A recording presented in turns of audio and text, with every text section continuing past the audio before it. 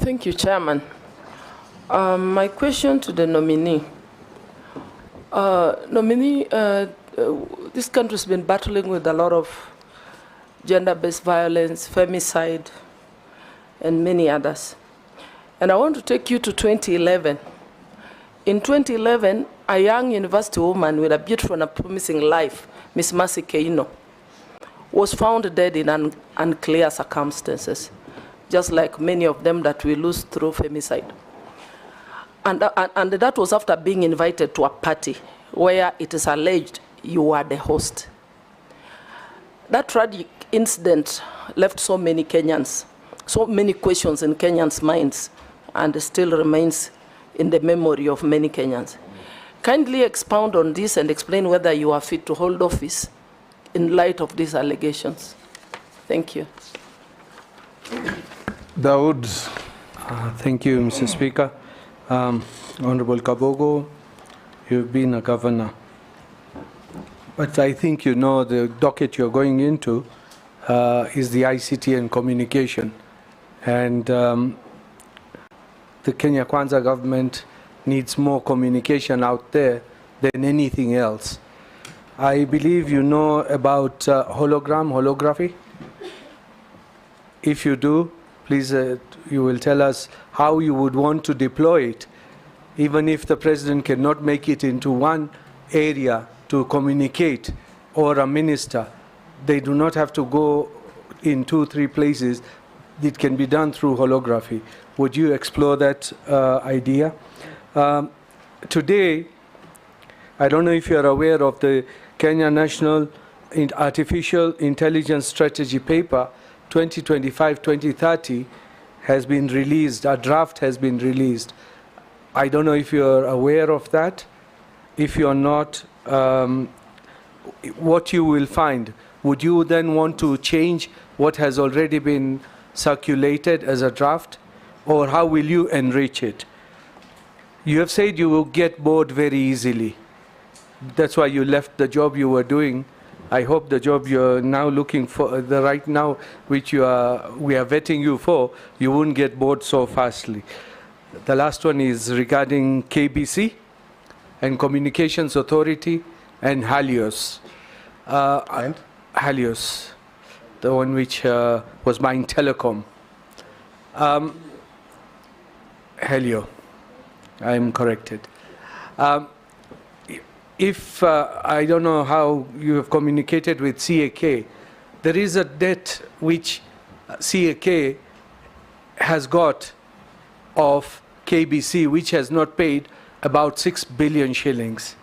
How are you going to tackle that? And how are you going to tackle the retirees of KBC who are not getting their pensions and the lump sums from the year 2021? Thank you, Chair.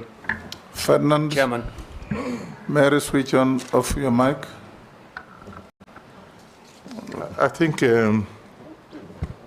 traveling around and interacting with the people from this region, the East African countries actually are looking at Kenya as a more developed, because I've been to Tanzania, Uganda, and even Southern Sudan.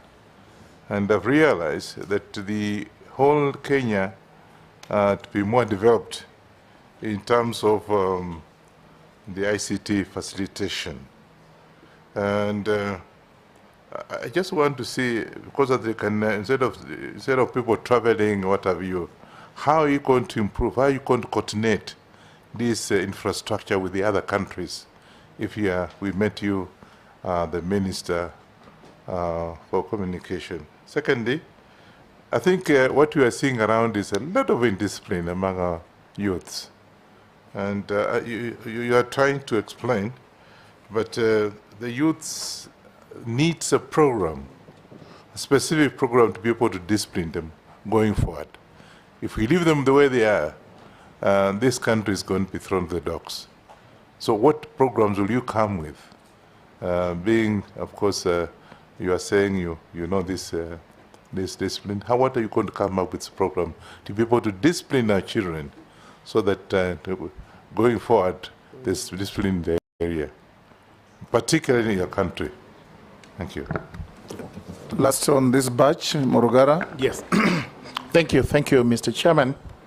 Nominee, just put a star against KBC because we are not very good at keeping our national heritage. I mean, the successor in title, KBC, took over from VOK. And VOK was quite developed those days when we used to have it as our main station. Today it's a pale shandal. And we are worried that other entities in other countries, which are possibly national broadcasting corporations, like BBC, South African Broadcasting Corporation, have been able to peak, but KBC is going down. What measures are you going to put in place to transform KBC so that from your tenure, the time you take it up, if you're approved, we now start seeing KBC coming up to a point that it will become a competitor of BBC, South African Broadcasting Corporation, Voice of America, and everybody else.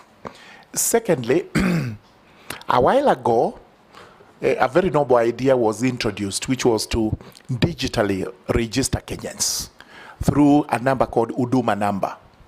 We were given a very good story of what it was going to be, that you will get your number for those who are being born from birth, and you would carry it to the grave, such that it would not be replicated, and we would always be able to tell who that person is.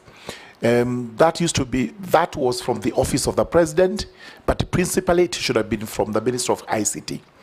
Is it a good idea to have Kenyans registered under one card, under one number, like the Huduma number, which is going to be your everything? And if it is in your favor, how would you protect that under the Data Protection Act? Thank you. Nominee, you can answer those four. Mr. Speaker, the first one was from Honorable Emaase. Mary. Yes. Is that so? Mr. Speaker, the issue of 2011 of Keino, a very tragic story, Mr. Speaker.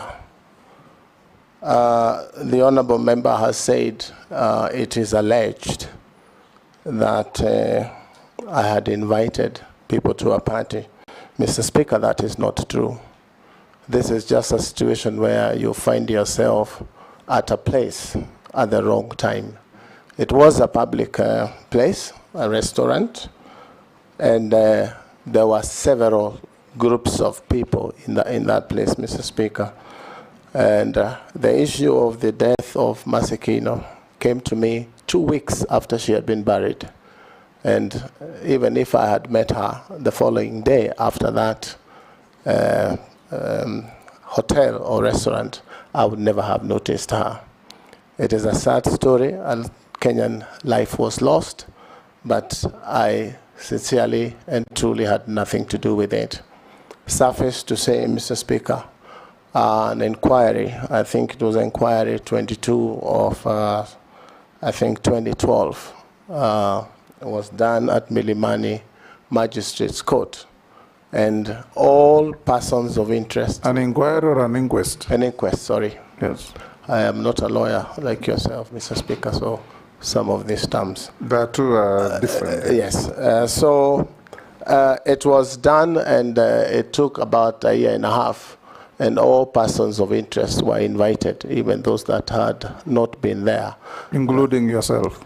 Including myself. I was governor, but I managed to be able to sit in there for 6 days, cross-examination, examination in chief, etc. And I was exonerated by the judgment of that court, a court that made a finding that the late Keino was a victim of a hit and run by a truck. And that matter rests there. It is a sad story. There were videos played of the scene in the restaurant. And when I was speaking to the father of Keino at the inquest, I was urging him really not to watch those videos, because they were videos that were not very nice for a parent. I sympathize with the family of Keino. May her soul rest in peace. but I am certain that as a child, and a God-fearing child, I believe that one day the truck driver or whoever it is that was in the truck that killed Emaase Keino will be able to come out and say, unfortunately, I kept quiet, but I did it. And I hope that day will come.